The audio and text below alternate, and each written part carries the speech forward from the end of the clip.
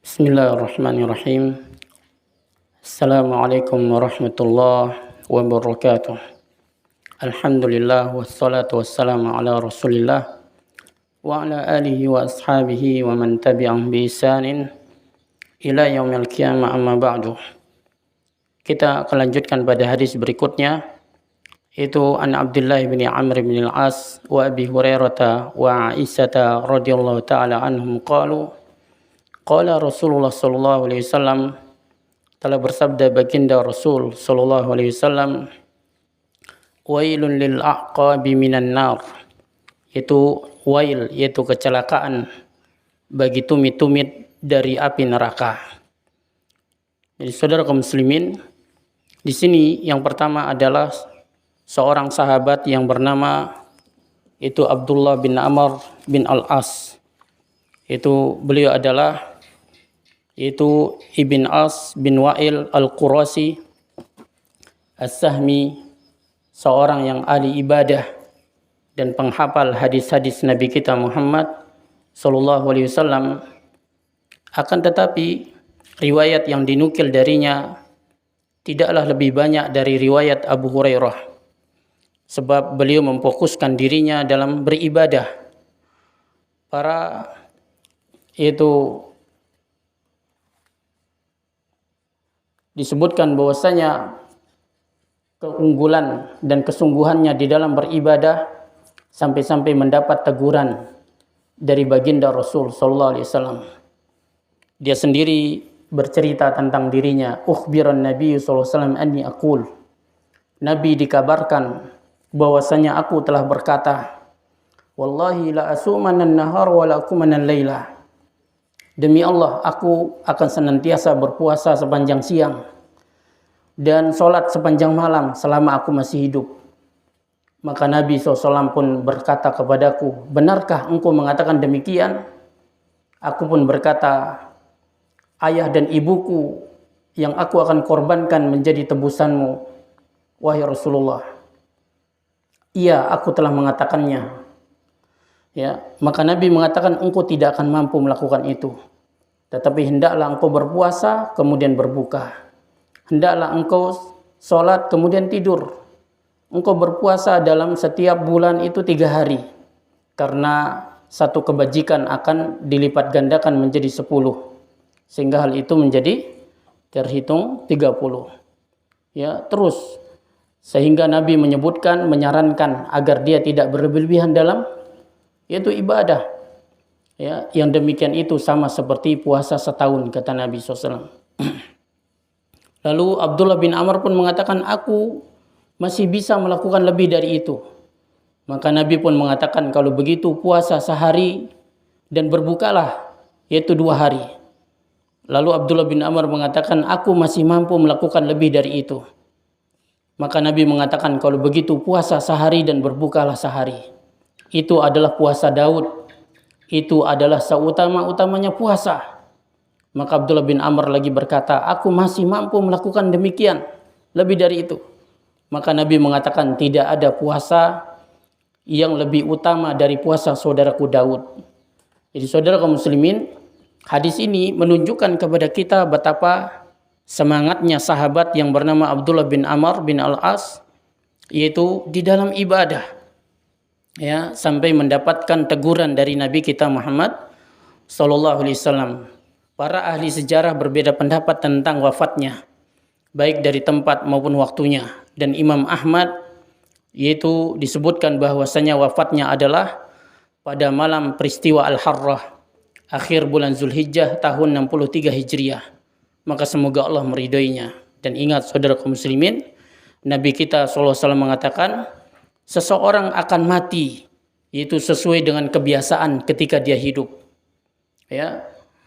Dan seseorang akan dibangkitkan nanti pada hari kiamat bagaimana kondisi ketika dia mati. Artinya apa?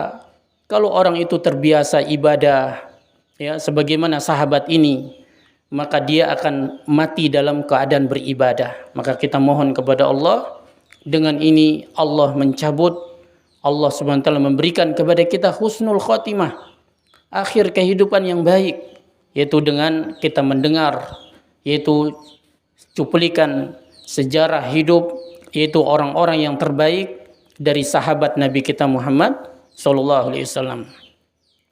Saudara kaum muslimin, salah satu hadis yang beliau riwayatkan adalah apa yang kita baca nih, yaitu Nabi mengatakan wail, yaitu celaka bagi tumit-tumit dari api.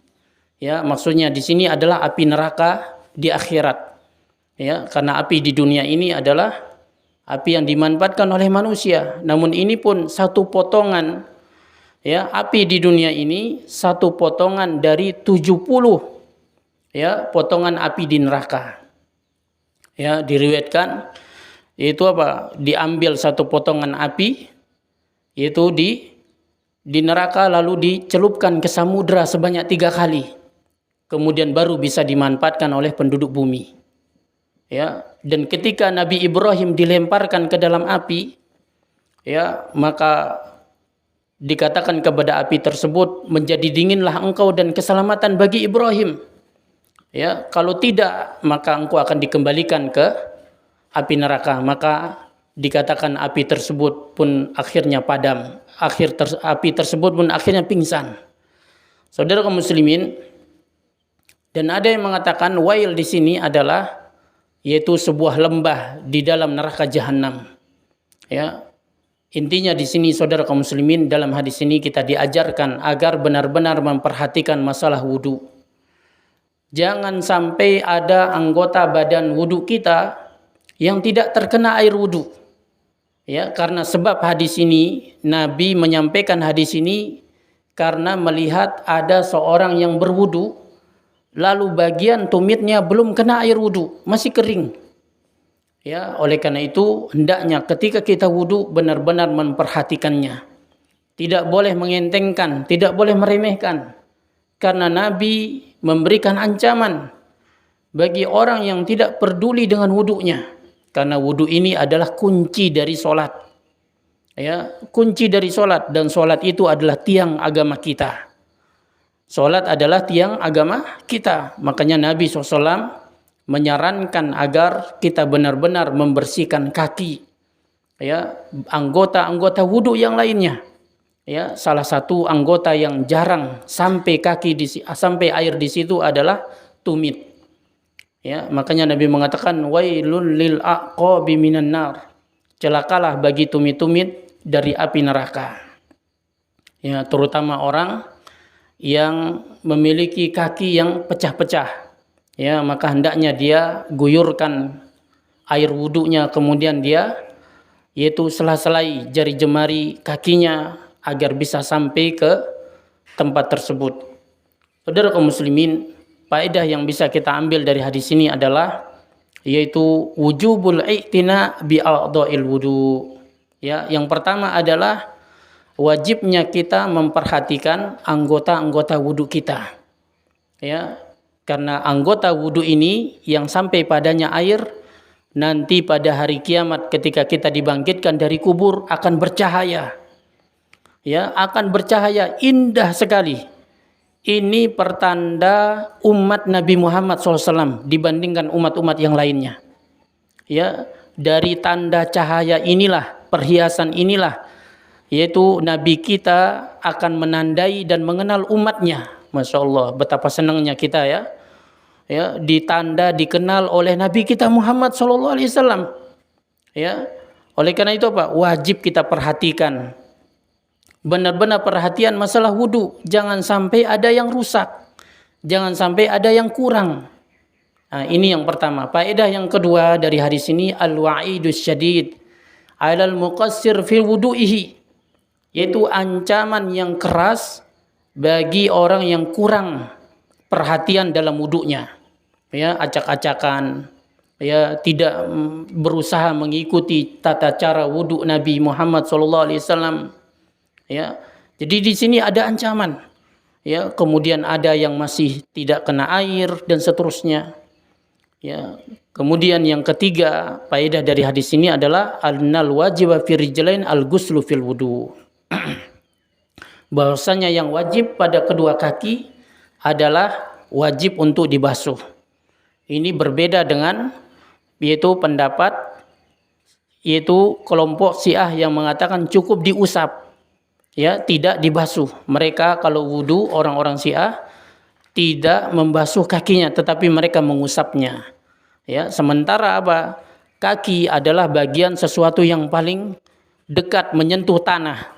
Tentunya dia akan lebih mudah kotor, maka yang utama adalah dan terkumpul padanya dalil-dalil Al-Quran dan Sunnah dan kesepakatan umat bahwasanya kaki ini harus dibasuh. Wallahu ta'ala alam.